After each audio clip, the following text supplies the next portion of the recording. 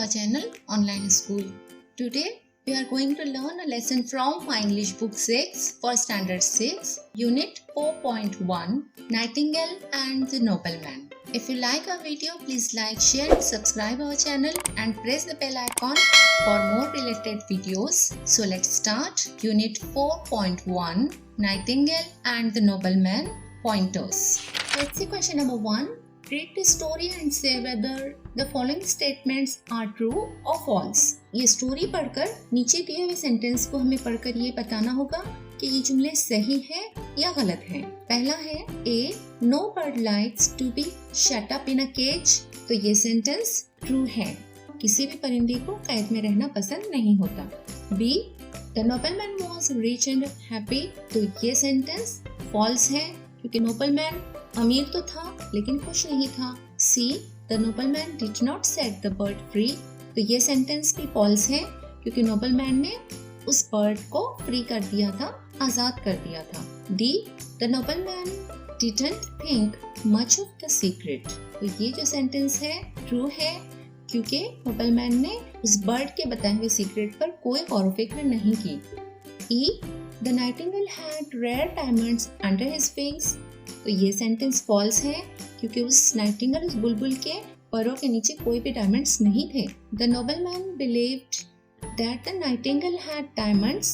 तो ये sentence true है। नोबलमैन ने यकीन कर लिया था कि उसके परों के नीचे डायमंड है। And the nightingale flew away. बुलबुल उड़ गया। तो ये सेंटेंस भी ट्रू है। Now let's see question number 2. Solve the following puzzle. The letters in the pink boxes form the name of the bird in the story.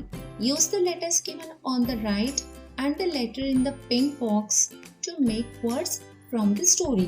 यहाँ पर ये puzzle दिया हुआ है, ये हमें सॉल्व करना होगा। ये जो पिंक लेटर है ये एक बर्ड का नाम हमें दिखा रहा है, नाइटिंगेल लिखा हुआ है और इसी से हमें और वर्ड्स भी बनाने होंगे जो राइट साइड में दिए हुए हैं। तो पहले जो वर्ड्स दिए हैं वो है WO, तो हमें यहाँ पर इससे जो वर्ड बनेगा वो है नाउ। उसके बाद है DBR, तो इसको सही तरतीब में लगाकर जो वर्ड बनेगा वो है बर्ड ECA, इसकी सही तरतीब होगी केज GUE, इससे नया वर्ड बनेगा ह्यूज MSAER और D से मिलाकर ये वर्ड मास्टर बन जाएगा। CHR, ये जो वर्ड है I से मिलाकर रिच बन जाएगा। DERU, ये जो वर्ड है N से मिलाकर अंडर बन जाएगा। INWS, ये वर्ड विंग्स बन जाएगा। YD, डे बन जाएगा। FWE, इसका वर्ड बनेगा flew and last one is APG, तो इसका जो वर्ड है ये बनेगा गेप। तो इस तरह से हमें ये पजल कंप्लीट करना होगा। Now let's see question number 3. The nightingale gave the nobleman 2 bits of advice. Form groups and discuss each of them. Can you think of a story, event, any experience related to each? Write it down. Try to find similar sayings or proverbs in your mother tongue. बुलबुल ने उस rice को जो नसीहत की वो 2 हिस्सों पर मुश्तमिल थी। 2 नसीहतें की थी उस बुलबुल ने। तो आप लोगों को ग्रो बनाकर हर हिस्से पर बहस करनी होगी। क्या उनमें से हर एक के बारे में कोई कहानी, वाकया, तजुर्बा आपको याद आता है तो वो लिखना है और अपनी मादरी ज़ुबान में उसी मफ़हूम का कोई कौल या कोई कहावत लिखनी होगी। तो देख लेते हैं इसका answer.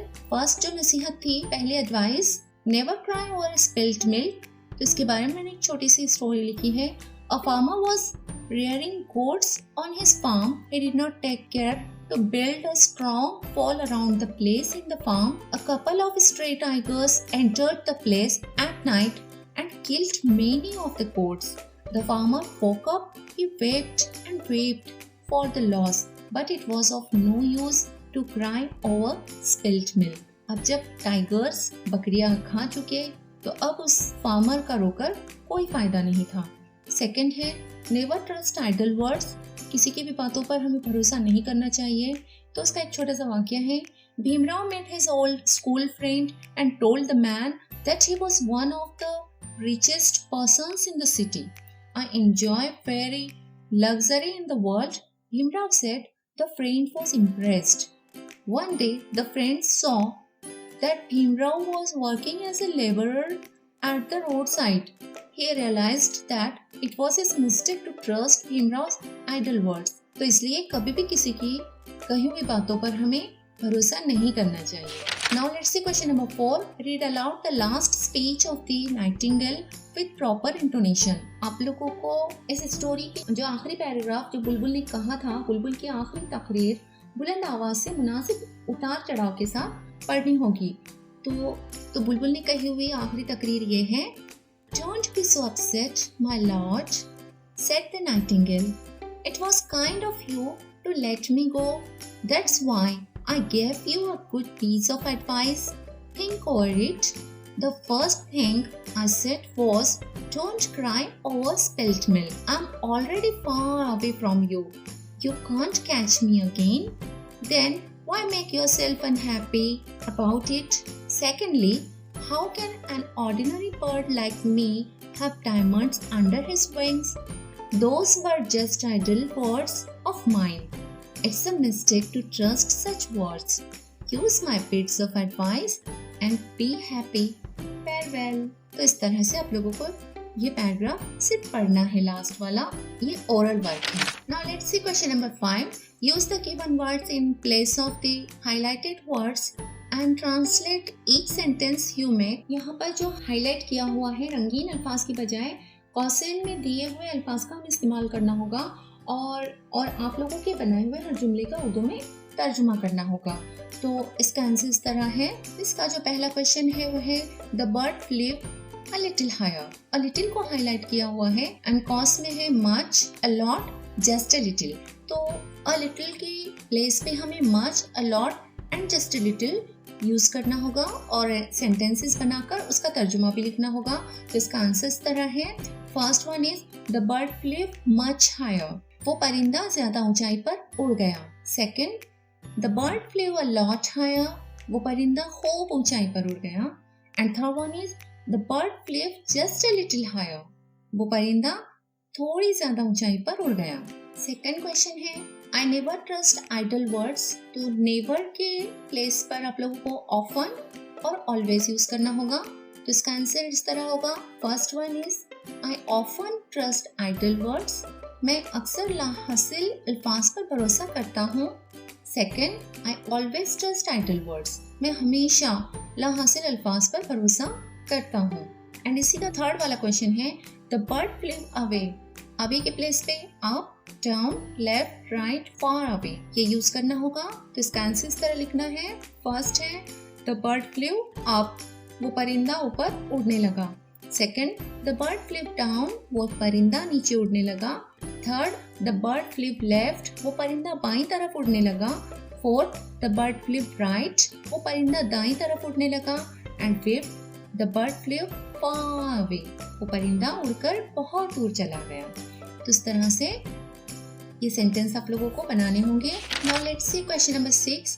Try to collect at least 20 proverbs और सेइंग्स इन इंग्लिश. ये जो क्वेश्चन है ये एक्टिविटी बेस्ड क्वेश्चन है. आप लोगों को 20 प्रोवर्ब्स और सेइंग्स यानी कहावतें और अक़वाल जमा करने हैं और अपनी नोटबुक में लिखने हैं.